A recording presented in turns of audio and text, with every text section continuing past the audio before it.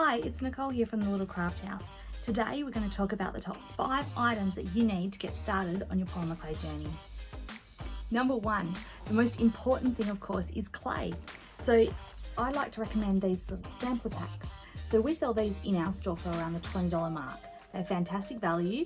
You get a great range of colours and textures in these packs, and of course they can all be mixed with each other.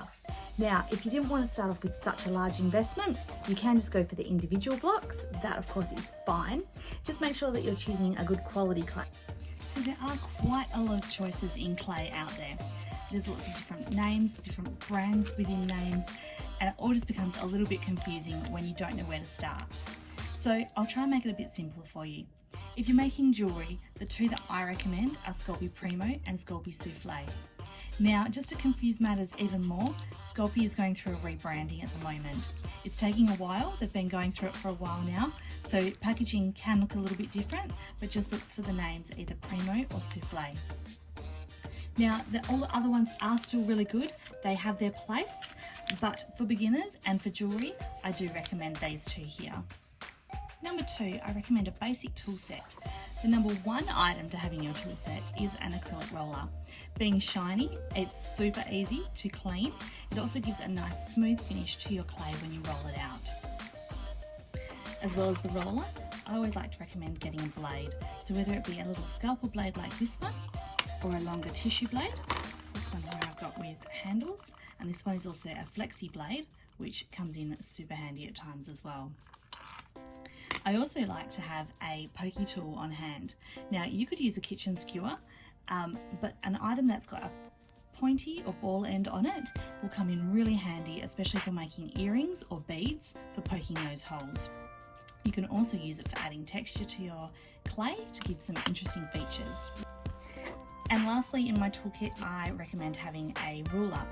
Now, not only is this helpful for measurements, but you can also use it to roll snakes in your clay, and also flattening the edges if you want to make a square. These items I find really helpful to have in my toolkit, and that's what I recommend starting off with. Number 3 is a ceramic tile. Make sure you get a nice glossy shiny one, because there's lots of benefits to using the tile. The main reason I like using a tile is so when you roll your clay onto it, it will hold onto the tile. It sounds a bit confusing. This is what I mean. So roll your clay flat onto your tile, and then once you use your cutter, the clay will stick to the tile rather than on the inside of your cutter.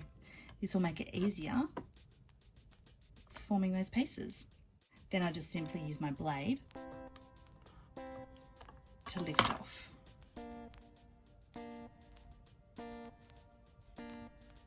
Another benefit to using a ceramic tile is that it will wipe clean really easy.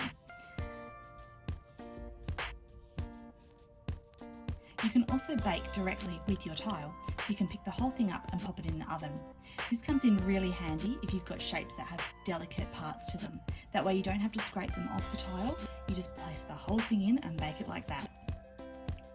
Number 4, the item that I like to have nearby at all times is some baby wipes. The reason for this being is baby wipes are just so handy for keeping your tools clean, keeping your hands clean, and they don't leave little bits of lint to get into your clay. Number 5 is a set of circle cutters.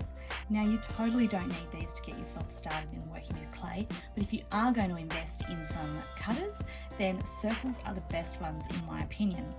Reason for this being that they just have so many uses. You can cut many different shapes using your circle, and they're also great for piecing out equal bits of clay if you're making beads.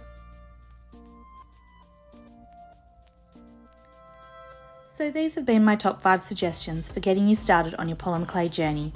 Obviously as a beginner you can start by using things you already have around the home, but once you're ready to invest, these 5 are at the top of my list. If you're an experienced polymer clay jewellery maker and think that I've missed something off the list, feel free to drop your suggestions in the comments. Thanks again for joining me, and I'll see you next time.